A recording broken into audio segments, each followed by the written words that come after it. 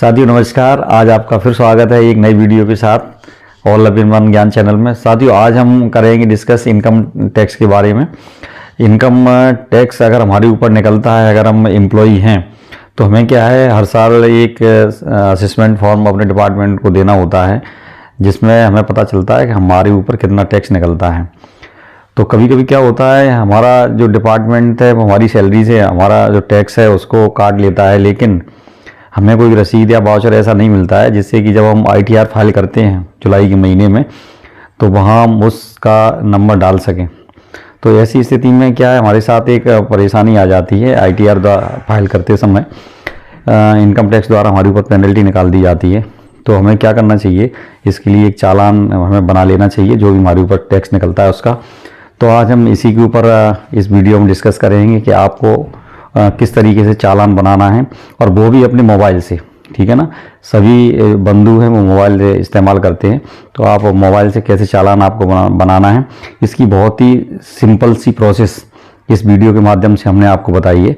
Video शुरू से लेकर अंत तक जरूर देखें और चैनल को सब्सक्राइब जरूर कर लें, जिससे कि आने वाले समय में उपयोगी वीडियो आपको मिलते रहें और हमारा हौसला बढ़ता रहे। तो ज़्यादा समय नहीं लेंगे और चलते हैं अपने वीडियो की तरफ, मोबाइल स्क्रीन की तरफ। धन्यवाद।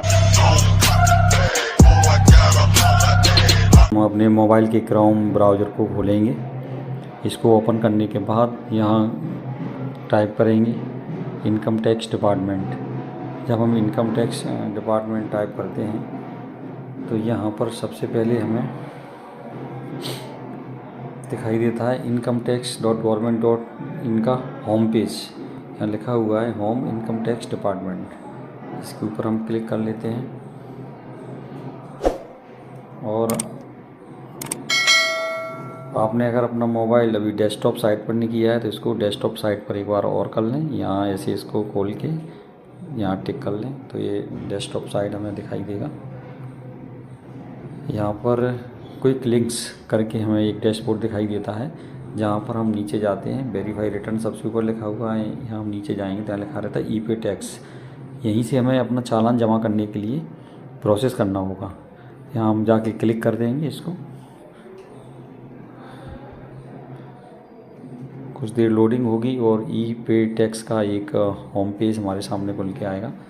यहाँ हमें अपना पैन नंबर डालना होगा और अपना मोबाइल नंबर डालना होगा। उसके बाद OTP हमारे मोबाइल पर आएगी जो कि हमें कंफर्म करना होगा कंफर्मेशन के लिए।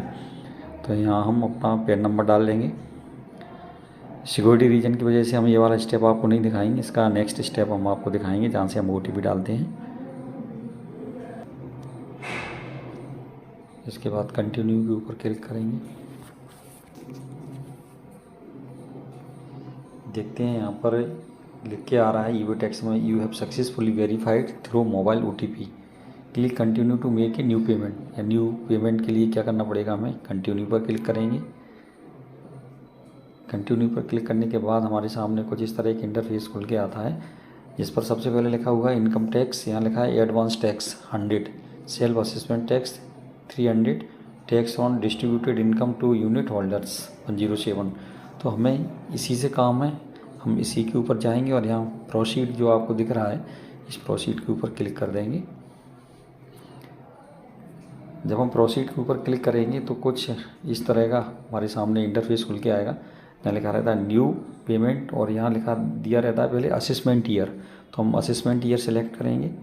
ये प्रेजेंट असेसमेंट ईयर 2020 और 25 हमने सेलेक्ट कर लिया। फिर हम जाएंगे types of payment minor head में। तो यहाँ जो 100 एडवांस टैक्स 100 दिया हुआ है इसके ऊपर क्लिक कर लेंगे।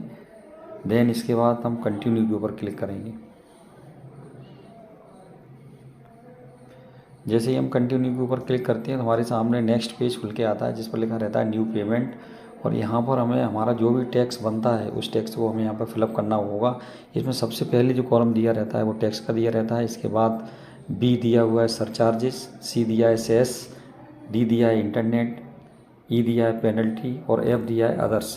तो हम टैक्स की जगह पर जो हमारा पेवेबल टैक्स है सेस के अलावा वो हम यहाँ पर लिखेंगे। पेवेबल टैक्स होता है, इस पर हमें देना होता है 4% सेस। तो इसका 4% जो अमाउंट है उसको हम यहाँ पर फिलअप कर देंगे। और इसके अलावा ना तो हमें इंटरेस्ट भरना है, ना पेनल्टी भरना है, ना अदर्स भरना है।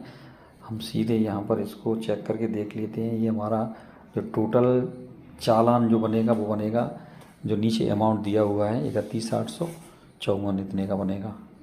तो इसको आप एक बार देख लीजिए। हमें सबसे पहले टैक्स भरना है, उसके बाद 4% सेस भरना है, और देन इसके बाद क्या है, इसको चेक करने के बाद हम कंटिन्यू के ऊपर क्लिक कर देंगे।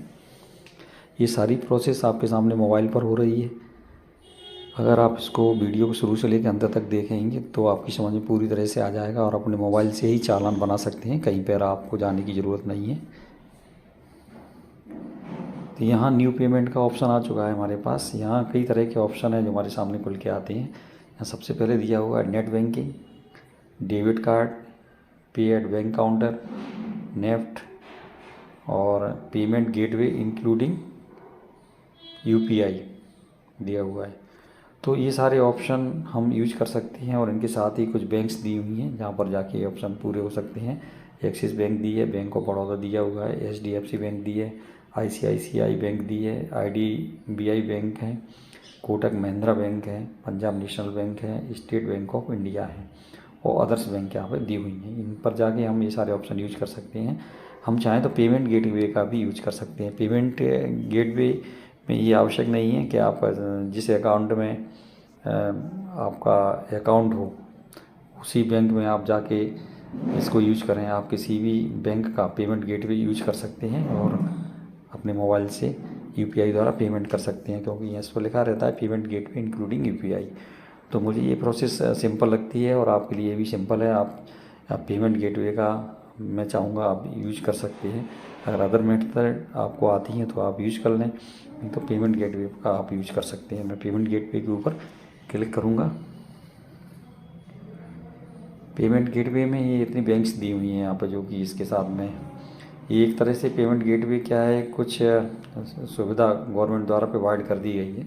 कंसर्न बैंक इससे जुड़ी रहती हैं पेमेंट गेटवे से, जहाँ से जाके हम अपना पेमेंट कर सकते हैं। इसमें दिया हुआ है bank of Maharashtra, Canara bank, federal bank, HDFC bank, Kotak Mahindra bank और स्टेट बैंक ऑफ इंडिया। तो मैं यहाँ पर जाऊँगा, कोटक महिंद्रा बैंक का जो एटीएम है वो, सॉरी जो गेटवे है उसको मैं यूज़ करूँगा यहाँ पर। हालांकि मेरा अकाउंट है वो स्टेट बैंक ऑफ इंडिया में, लेकिन मैं कोटक महिंद्रा जो बैंक है इसका गेटवे यूज़ करूँगा। इसमें क्या है, एक तो यूपीआई पेमेंट करने पर इसमें कोई चार्जेस वगैरह भी नहीं लगते। वैसे अगर आपको देखना है आप कौन सी मेथड यूज करना चाहते हैं, तो यहाँ पर ट्रांजैक्शन चार्जेस लिखे हुए हैं। आप यहाँ से टैली कर सकते हैं कि आपको किस बैंक का, आप कौन सी मेथड यूज करेंगे तो आपको क्या चार्जेस देना पड़ेंगे। ठीक है, तो यहाँ पर आप देख सकते हैं।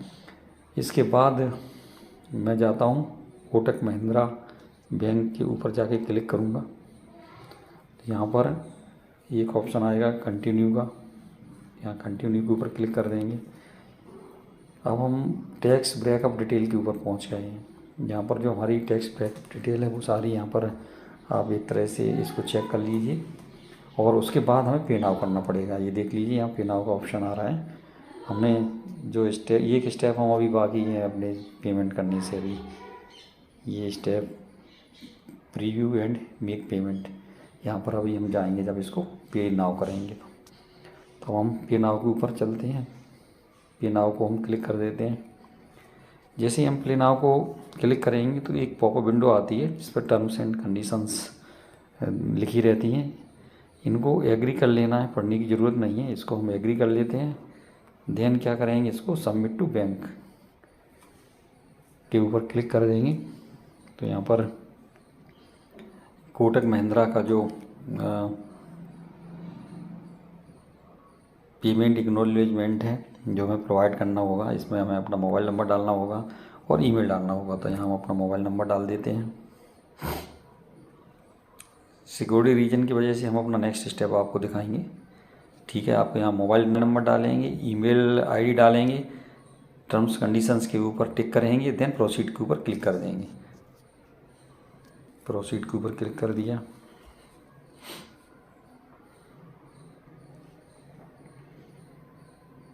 यहाँ देखिए कोटक महिंद्रा का जो गेटवे है, यहाँ पर इनके ऑप्शन खुल के हमें सामने दिखाई देते हैं। यहाँ सबसे ऊपर दिया हुआ है क्रेडिट डेबिट कार्ड द्वारा आप पेमेंट कर सकते हैं, आप नेट बैंकिंग यूज कर सकते हैं, आप यूपीआई पेमेंट कर सकते हैं, आप क्यूआर कोड द्वारा पेमेंट कर सकते हैं।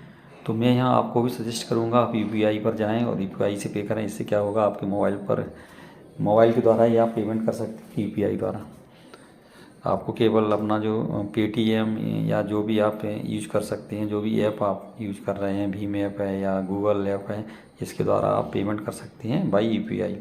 तो यूपीआई के ऊपर हम क्लिक करेंगे तो यहाँ पर आप देख लीजिए, यहाँ पर कई तरह के ये साइन दिए हुए हैं। ये सारे की सारे जो सुविधाएं हैं यूपीआई पेमेंट के लिए यहाँ पर दी गई हैं, इनका आप लाभ उठा सकते हैं। तो यहाँ पर कुछ नहीं करना है आपको, अपना जो भी आप इसमें से यूज करते हैं पेटीएम या फ़ोनपे वगैरह, उसकी आपको यहाँ डालना है यूपीआई।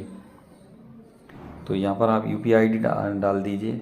तो जो भी आपका यूपीआई आईडी है वो यहाँ पर आप लिखेंगे। यहाँ पर अपना यूपीआई आईडी डाल दीजिए। इसके बाद हम मेक पेमेंट के ऊपर जाएंगे और उसको क्लिक करेंगे। तो मेक पेमेंट के ऊपर जाके हमने इसको क्लिक कर दिया है।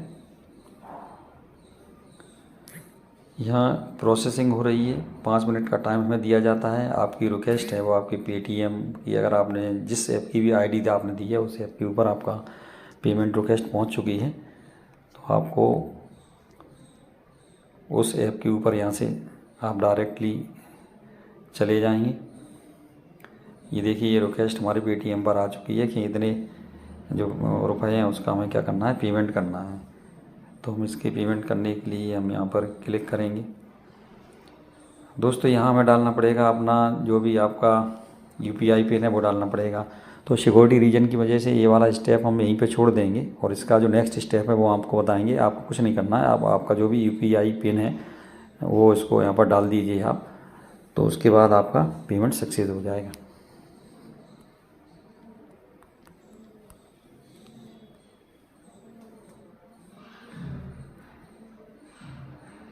तो दोस्तों इस तरीके से क्या है, आपने देखा हो वहाँ पर हमने क्या डाल दिया था, अपना यूपीआई जो पिन डाला था, वहाँ तक मैंने आपको बताया था। उसके बाद ये हमारा जो पेमेंट है वो सक्सेसफुल यहाँ पर हो चुका है। आप इसको देख लीजिए। अब हम वापस चलते हैं अपनी इनकम टैक्स की जो साइट है उसी के ऊपर चलते हैं।